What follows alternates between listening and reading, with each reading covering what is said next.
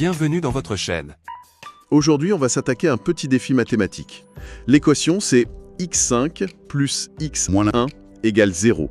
Et la question, ce n'est pas trouver x, mais combien y a-t-il de solutions réelles? Les choix sont 0, 1, 2, 3 ou 5. Et franchement, essayer de résoudre ça de tête, ou même sur papier, c'est un cauchemar. L'idée, ce n'est plus de résoudre au sens classique, on va plutôt transformer ce problème. f de x égale x5 plus x moins 1. Et au lieu de chercher la solution, on va enquêter sur le comportement de cette fonction. Elle est continue.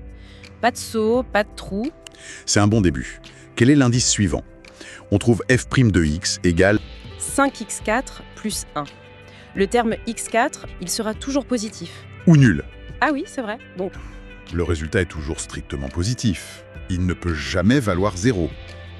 maintenant, il faut prouver qu'il y en a au moins une. Et comment on fait ça? On regarde d'où vient la fusée et où elle va. C'est ce qu'on appelle l'étude des limites. D'abord, quand x tend vers moins l'infini, on regarde le terme le plus fort, x5. De moins l'infini. C'est ça. Et de l'autre côté, quand x tend vers plus l'infini, Même logique. x5 devient immense et positif. La fonction part vers plus l'infini. et voilà, le dossier est bouclé. Notre fonction est continue, elle part des profondeurs de moins l'infini et elle monte sans jamais s'arrêter jusqu'à plus l'infini.